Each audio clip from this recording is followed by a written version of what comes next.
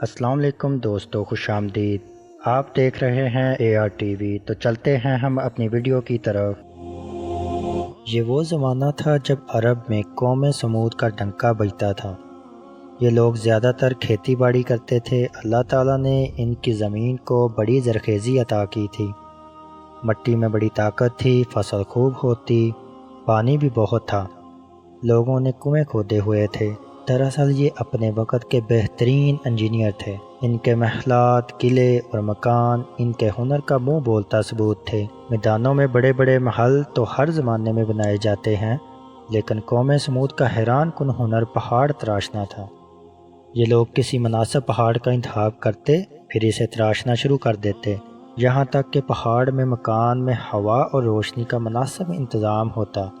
پہاڑ میں تعمیر ہونے کی وجہ سے یہ بہت مضبوط ہوتے تھے۔ انہی خوبیوں کی وجہ سے پورے علاقے میں ان کو طاقت ہی کا غرور تھا، جس نے انہیں مغرور اور ظالم بنا دیا تھا۔ ارد گرد کی بستیوں پر ظلم کرنا ان کے لیے ایک کھیل کا درجہ رکھتا تھا۔ خدا کی بخشی ہوئی نعمتوں کی وجہ سے سمود کے لوگ عیش کی زندگی بسر کر رہے تھے اور اپنے نبیوں اور رسولوں کی تعلیمات کو بھلا چکے تھے۔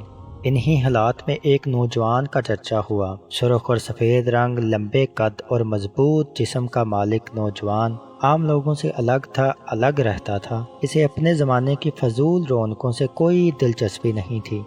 اسے بت گھروں میں رکھے ہوئے بتوں سے بھی سخت نفرت تھی۔ لوگ اس کی زبان سے بتوں کے متعلق نفرت کے کلمات کئی دفعہ سن چکے تھے، لیکن اس کی شرافت اور دیانت کی وجہ سے اسے کچھ نہیں کہتے۔ اس نوجوان کا نام صالح تھا، ایک معزز قبیلے کا باوقار شخص جسے بعد میں اللہ نے اپنا نبی بنایا۔ حضرت صالح علیہ السلام نے شہر کے بڑے بڑے لوگوں کی دعوت کی۔ انہوں نے کھانا کھلانے کے بعد لوگوں کی آمد کا شکریہ ادا کیا اور انہیں بلانے کا مقصد بتاتے ہوئے کہا، اے لوگو، آج میں تمہیں وہ باتیں یاد کرانے کے لیے بلایا ہوں جن کو تم بھول چکے ہو۔ مجھے علم ہے کہ تم اس بات کا انکار نہیں کرتے کہ اللہ ہی نے تمہیں اور تمہاری زمین کو بنایا ہے، لیکن اس کے باوجود تم اس کی عبادت کرنے کے بجائے جھوٹے خداؤں کے سامنے جھکتے ہو۔ اے میری قوم کے سردارو، یہ گمراہی چھوڑ دو، ایک اللہ کی عبادت کرو، وہی تمہارا اصل رب ہے۔ اس سے اپنے گناہوں کی معافی مانگو اور نافرمانی کا رویہ چھوڑ دو۔ حضرت صالح علیہ السلام کی گفتگو کے جواب میں ان سرداروں نے کہا، اے صالح، ہمیں تم سے بہت سی امیدیں تھیں۔ ہم تمہیں بہت معزز اور باوقار شخص سمجھتے تھے، لیکن تم نے ہمیں گمراہ کہہ کر ہمارے باپ دادا کے دین کو گالی دی ہے۔ تمہاری کوئی بات ہماری سمجھ میں نہیں آئی۔ آخر ہم ان خداؤں کی پوجا کیوں چھوڑ دیں جن کو ہمارے باپ دادا پوجتے رہے ہیں؟ تم نے ہمیں بہت مایوس کیا ہے۔ حضرت صالح علیہ السلام نے انہیں سمجھانا چاہا، لیکن وہ ناراض ہو کر وہاں سے چلے گئے۔ حضرت صالح علیہ السلام کو خبردار کیا کہ اگر انہوں نے یہ باتیں عام لوگوں میں کی تو نتائج کے ذمہ دار خود ہوں گے۔ حضرت صالح علیہ السلام سرداروں کی دھمکی کو کوئی اہمیت نہ دی اور اپنی رسالت کا عام اعلان کر دیا۔ یہ خبر جنگل کی آگ کی طرح پھیل گئی کہ صالح نے رسول اللہ ہونے کا دعویٰ کر دیا ہے۔ انہوں نے اپنی قوم کو بتایا کہ وہ حضرت نوح کی طرح رسول ہیں۔ ان کا انکار کرنے پر اللہ ان پر عذاب نازل کرے گا، مگر طاقت کے غرور میں پڑے ہوئے سرداروں نے لوگوں کو یہ کہہ کر تسلی دی، دراصل صالح علیہ السلام کا علیحدہ اور تنہا رہنے سے نعوذ باللہ ذہنی توازن بگڑ گیا ہے، اس لیے یہ اپنے باپ دادا کو گمراہ قرار دے کر ایسی بہکی باتیں کر رہا ہے۔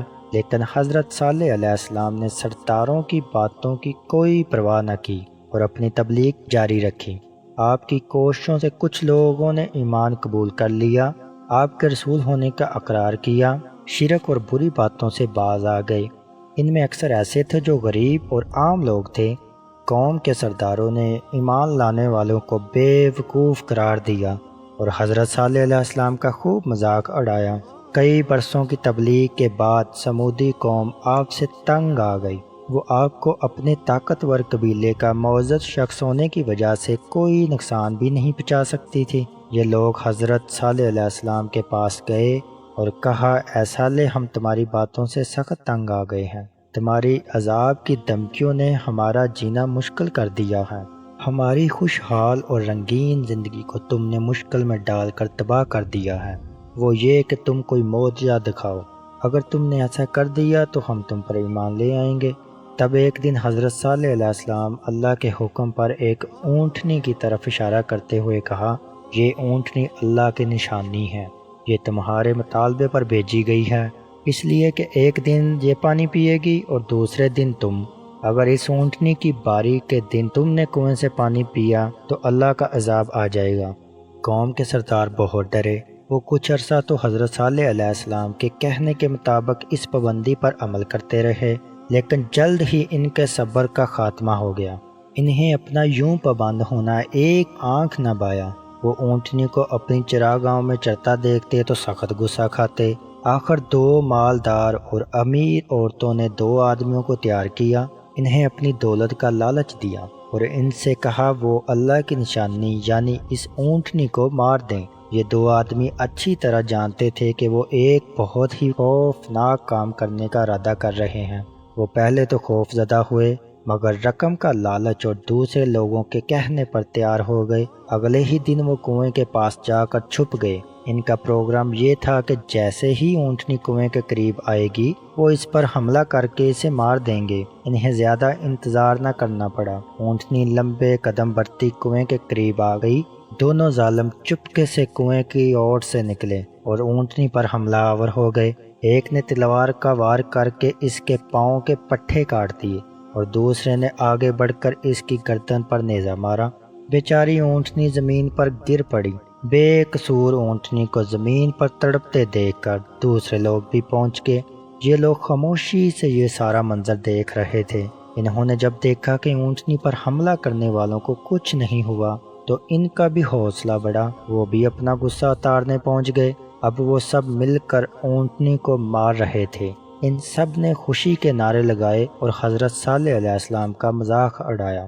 وہ کہہ رہے تھے کہ اے صالح، ہم نے اللہ کی نشانی اونٹنی کو قتل کر دیا ہے اور ہمیں کچھ نہیں ہوا۔ یہ بیوقوف لوگ نہیں جانتے تھے کہ انہوں نے اللہ کی دی ہوئی مہلت کو اپنے ہاتھوں سے ختم کر لیا۔ حضرت صالح علیہ السلام تک یہ خبر پہنچی تو آپ کی آنکھوں میں سے آنسو آ گئے۔ آپ نے فرمایا کہ اب قوم سمود کی مہلت ختم ہو گئی ہے۔ ان لوگوں پر 24 گھنٹوں کے دوران ایسا عذاب آئے گا کہ ان کی بستیاں ختم ہو جائیں گی۔ حضرت صالح علیہ السلام کی یہ بات جب اونٹنی کے قاتلوں تک پہنچی تو وہ بہت خوفزدہ ہوئے، لیکن معافی مانگنے کی بجائے انہوں نے حضرت صالح علیہ السلام کو شہید کرنے کا منصوبہ بنایا، لیکن اللہ تعالیٰ نے اپنے قانون کے مطابق ان کافروں کو اپنے منصوبے پر عمل کرنے کی مہلت ہی نہ دی۔ چنانچہ حضرت صالح علیہ السلام کو اللہ نے حکم دیا اور وہ اپنے ماننے والوں کو ساتھ لے کر راتوں رات وہاں سے نکل گئے۔ اس رات وادی میں ایک خوفناک طوفان آیا۔ بگولے کی شکل کے اس طوفان کی گرج انتہائی دہشت ناک تھی۔ اس نے اہل سمود کو تنکوں کی طرح بکھیر کر رکھ دیا۔ صبح ہوئی تو ان کی بستیاں ویران بن چکی تھیں۔ ایک بھی کافر زندہ نہیں بچا تھا۔ مکان اور محل ڈھیر ہو چکے تھے۔ پہاڑ بھی یوں نظر آ رہے تھے جیسے ہوا ان کے آر پار ہو کر گزری ہو۔ حضرت صالح علیہ السلام ایمان لانے والوں کے ساتھ فلسطین کے علاقہ رملہ کے قریب آ کر آباد ہو گئے اور باقی ساری زندگی وہیں گزاری۔ ناظرین، ایسی معلوماتی ویڈیو دیکھنے کے لیے ہمارے چینل کو سبسکرائب کر دیں، شیئر کریں، لائک کریں اور گھنٹی کے نشان کو دبانا مت بھولیے۔ ملتے ہیں نیکسٹ ویڈیو میں، اپنا خیال رکھیے گا۔ اللہ حافظ۔